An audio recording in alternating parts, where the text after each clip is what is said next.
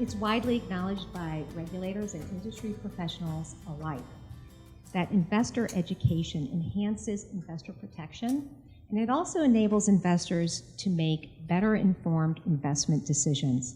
It's really important that investors understand not just the benefits, but the risks of financial products and strategies that they want to invest in. Education can help you make smart and responsible decisions, and that in turn can help you meet your financial goals and reduce your susceptibility to investor fraud. And unfortunately, there is investor fraud out there. Now, these are all reasons why investor education is good for individual investors, but it's also good for the financial markets, right? So we want someone being well-informed, making responsible decisions. They are likely to be more successful in their investing and continue to invest. It's good for the individual, and it's also good for our markets. But for complex products like listed options, it's really essential to growing the marketplace. OCC works with policymakers on behalf of the industry and market participants to educate them about the potential negative impacts of regulatory and tax proposals on investors who use our options. So while this isn't investor education per se, it is education about our markets. And we believe that our educational efforts have contributed to better informed policy decisions, just as investor education can contribute to better informed investment decisions.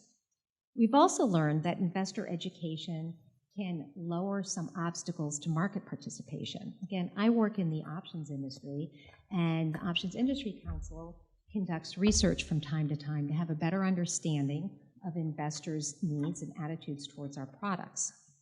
Well, we have found, research has indicated that a lack of understanding and confidence is a significant hurdle to trading in our markets, excuse me.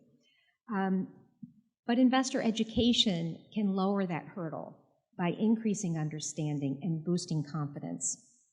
At OCC, we believe that an educated investor is our best customer, and we're not alone in this belief.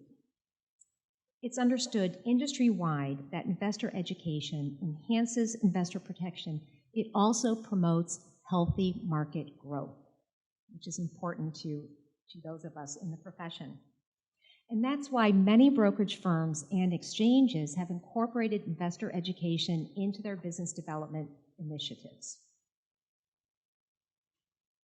And that's why OCC has established the Options Industry Council, which is also known as OIC.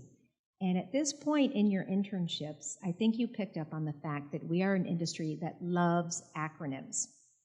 So I think you've learned quite a few. I'll be spouting off a few more before I'm done. OIC was founded 27 years ago to increase the awareness, knowledge, and responsible use of listed equity options.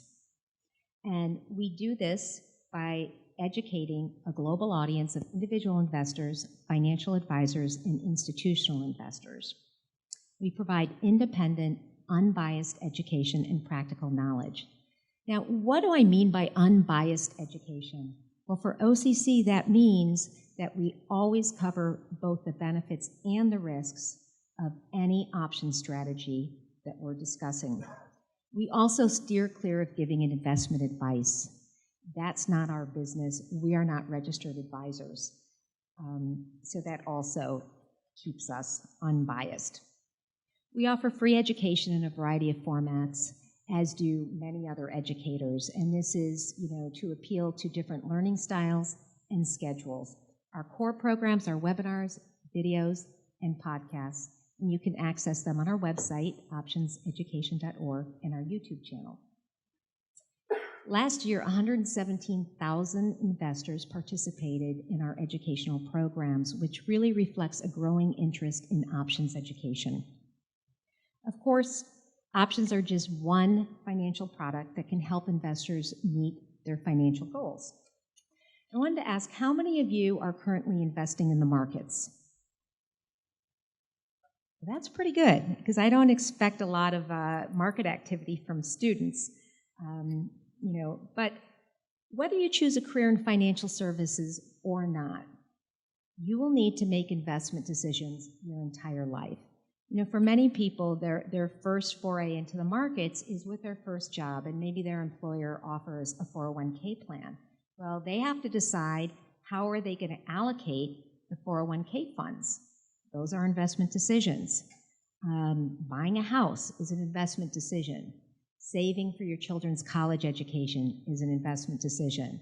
I'm sure you don't even want to think about that last example right now as you're still going through your own education, but one day many of you will be there, and that's something that you're going to have to plan for.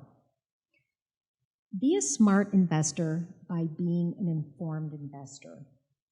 And how to go about doing that? First, start by doing your homework.